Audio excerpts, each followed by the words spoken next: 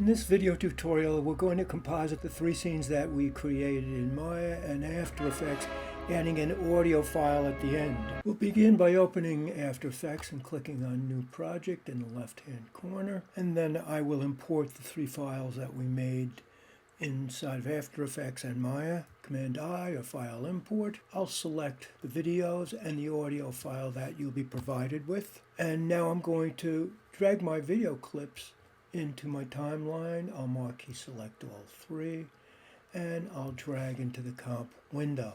Next, I'll add time to my timeline. First, select the timeline. Going to Composition, Composition Settings. We'll make the duration 24 seconds. I'll select all of the numbers and put in 2400. And now if I was to click inside the timeline and hit minus on the keyboard, I see all the time we've put in.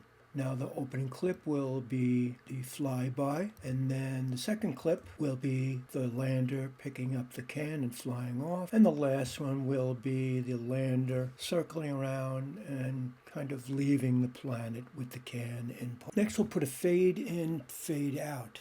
So the first clip will have the fade in. Selecting it, I'll hit T for transparency, and in the stopwatch to the left of the word opacity, I'll make the blue 100 a 0, and then in the timeline corner, I'll click and select all of them blue and put it in 100 to move it 1 second. Now I'll return the opacity back to 100%, and I'll just drag through my timeline to preview what I have. Now we'll go to the last clip, and I'm going to shift and snap the playback head to the end of the third clip. Again, I'll hit T for transparency with it selected, dropping the keyframe and the stopwatch to the left of the word opacity. I'll make the 100% to 0 again, and then in the timeline, I'm going to go backwards.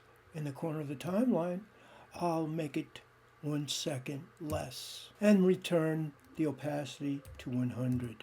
And then in the timeline over on the far left, I'll open it until I actually see a physical waveform represented here in the timeline. Now I'm going to put my playback head at 3 seconds, and we're going to clip the audio file there because it's dead, and there's also a glitch at the very front. So with that selected, I'll hold my shift and I'll snap it to the playback head. Now I'll put my playback head at the beginning of the timeline again, and I'll drag the audio file and snap it to the beginning of the timeline. And I'll tap my space bar. And the audio file is going to fade in for 1 second and then fade out for 1 second, just like we did with the video clips. Putting my playback head at the beginning of the timeline, and in the left-hand side of the timeline where it says 000 decibels, I'll click on that, make it -100, and I'll drop a keyframe. I'll move forward a second in time, selecting all the blue zeros, putting in 100, return, and then I'll return it to 0 again. And if I was just to tap it, I'll see how my audio file is coming in. Now we're going to do the same at the end. So I'll select the last clip. I'll hold my shift key and drag my playback head to the end, and then I will go to the left-hand side of the timeline, and if I was to click on the zeros and put in a -100, you can see it flattens out.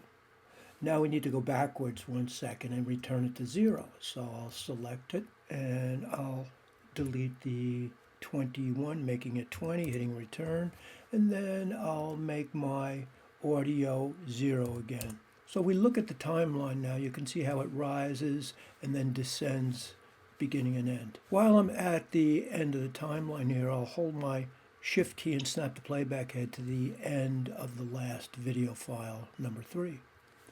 And in the right-hand corner of the timeline, you'll see this little blue vertical, kind of a rectangle shape. I'll hold the shift key and drag on that and snap it back to the playback head. And essentially, we've defined what we're going to export. To export it, I'll go to Composition, Add to Render Queue, and all we need to do is click on the output, not yet specified, and then name our file and director to the folder where we want to keep it. And then I'll click on the Render button.